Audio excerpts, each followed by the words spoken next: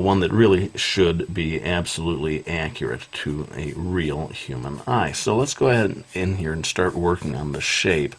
I should say that this is an eye taken from a face that was turning just a little bit away.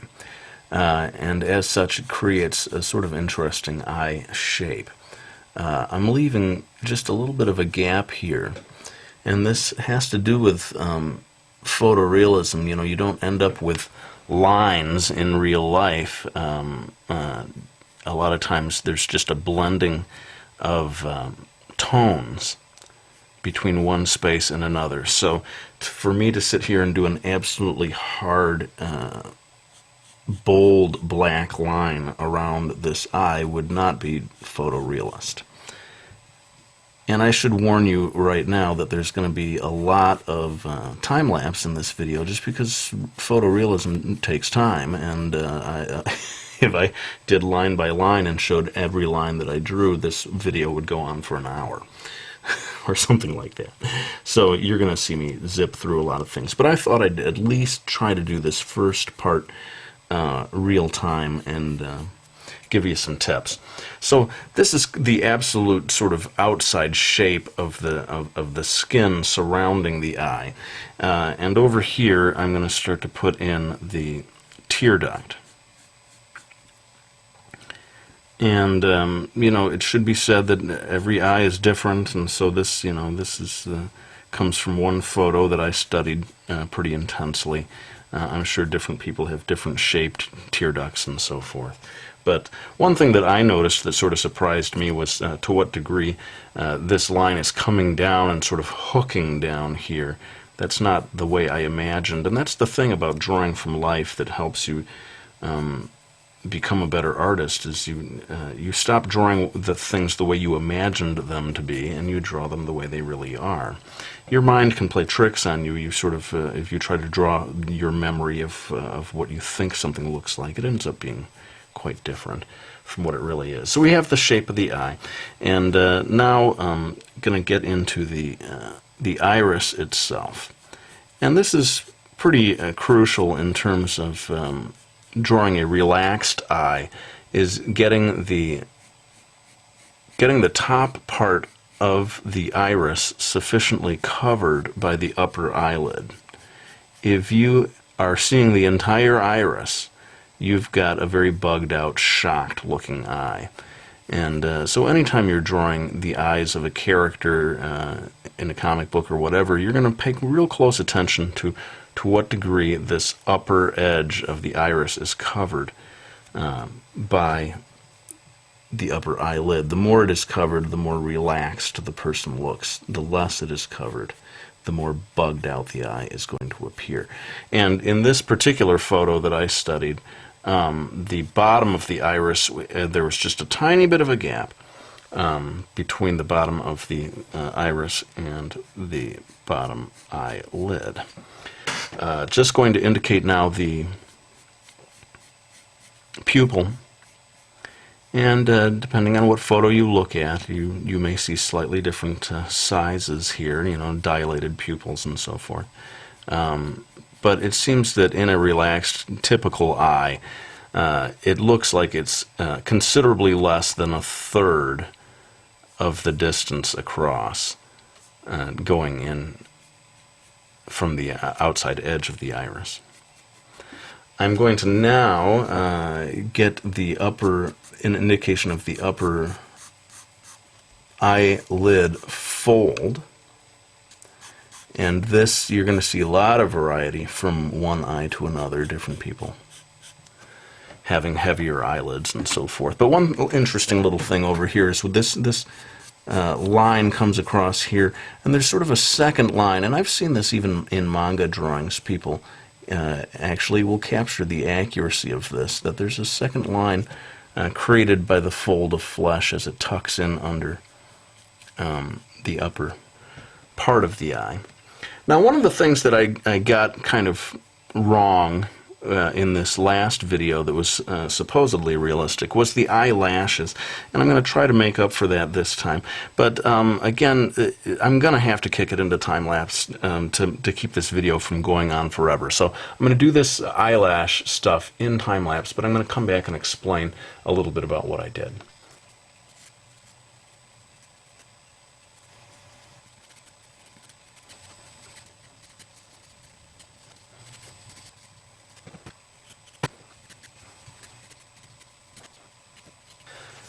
Okay, so just quickly to explain about things here, the eyelashes, you find when you study very carefully a photograph of an actual eye, you really come to appreciate how complicated the eyelashes are in terms of the different directions they're going in. What I notice is that over here on the right-hand side, you've got lots and lots of eyelashes curving off to the right, and as you reach the center of the iris, you will reach a point where they are coming kind of straight at you, and that becomes a real challenge artistically to capture that. Some of them kind of become almost diagonal lines, and just a few as you head towards the tear duct, kind of trailing off. Just a few of them I'm finding curving in the opposite direction, off to the left. Let me go ahead and do the lower eyelashes and then come back and talk about those.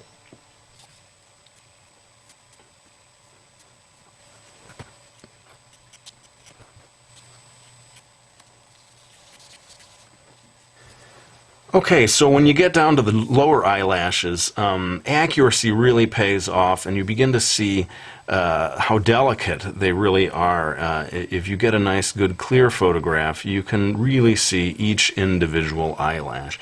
I'm finding in the photo that I studied that they don't really begin to appear until quite a bit in from the tear duct. Very delicate over here in this area. And then as you go along, they increase in number, but they never get anywhere near as heavy as the upper eyelash, and you will see this area in here is eventually really going to get colored in black because there's just this mass of eyelashes up here. You never really get that, not with this person's eye anyway, down here at the bottom. And just, yeah, attention to detail is really going to pay off if you want a photorealistic eye. Really trying to capture each individual eyelash and the direction that it's going in and so forth.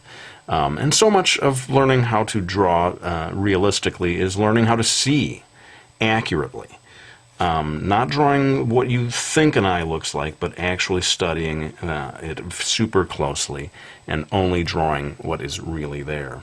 I'm going to go ahead and zoom in a little and get into the details of the iris. Again, all in time-lapse, but then I'll come back and talk about what I've done.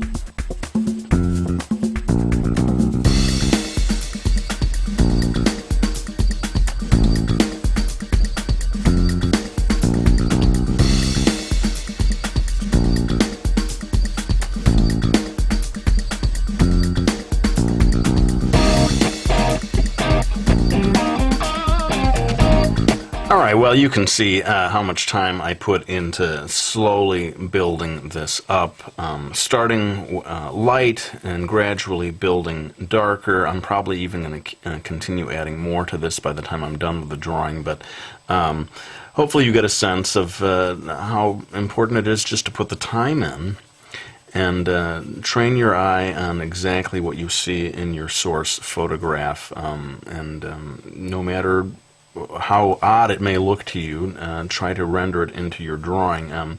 One interesting thing that's happening here is we're getting a reflection of the upper eyelid and lashes down here. And, you know, photorealism, you start to get into these just insane little details, but those are what make the drawing in the end, if you want to go that far towards photorealism. I'm going to go ahead and pull out again and start to get into adding shading to the area surrounding the eye. Again, going to have to do it in time-lapse. Sorry about that, but I can see that I've already put, 32 minutes into this had I done it live. And so let's go ahead and move on to that next part of the drawing, and hopefully I can give you some tips based on what you see.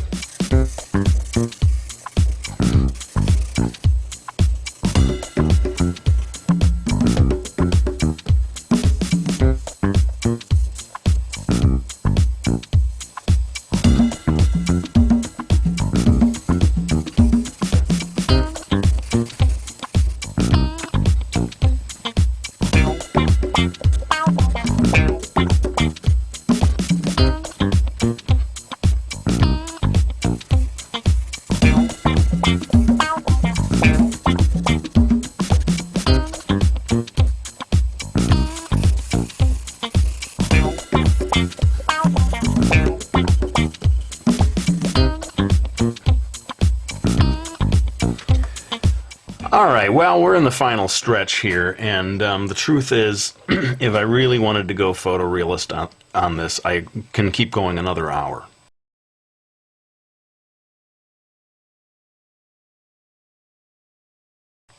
Just fine-tuning, fine-tuning, fine-tuning. Just a couple of things to say here.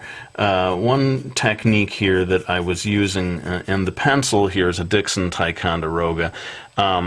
As kids tend to get really obsessed with what tool, what pencil are you using? Use whatever pencil works for you, you know? This is like a number 2 ordinary pencil. I'm a big believer in everyone finding their own favorite tools. But in any case, when I want to go really light, I pull way, way back towards like the eraser and come at the paper from the side. This way you can put very, very little pressure on the lead and create just very light shading. When it comes time for precision, obviously, I choke up right down to the point. People comment that I hold my pencil strangely, and they are right. I hold my pencil very strangely. But like I say, everyone find your own way. What happened, actually, I was in college and I had a motor scooter accident and my thumb got completely smashed to pieces, and thank goodness they were able to put it back together, but that is why I hold my pencil in a very strange way. So let's go ahead and wrap this up, and I just want to say before anyone else says this, because with photorealism you reach a stage where you kind of have to say, what's the point? You have turned yourself into a photocopy machine, and you are able to replicate a photo, so what? And you know what? I think that's a legitimate criticism, and that is why I don't spend a lot of time sitting around doing photorealist drawings. But it's very good exercise, first of all. Teaches you to see accurately, which is hugely important in drawing from life. And if you get into it, there is a fine art to photorealism. Look at the work of Chuck Close and other people who take photorealism to the level of truly fine art. I have not done that here today, but that's kind of why I decided to at least one time attempt to do a video of this sort. I hope you found it useful. I realize it was really at a lot of stages more of a watch me draw video rather than a how to draw video. I'm sorry about that, but that's just the realities of photorealism. I would truly have turned this into, what, 54 minutes. A 54-minute video, which would have put everyone to sleep. So anyway, I'm going to put the pencil down. I hope you found this useful. Thanks for watching this video. Thanks to anyone who orders my book, Smeaky Falls, or pre-orders Brody's Ghost, which is coming out in July. I greatly appreciate your support. I hope you liked this video, and I will be back with another one real soon.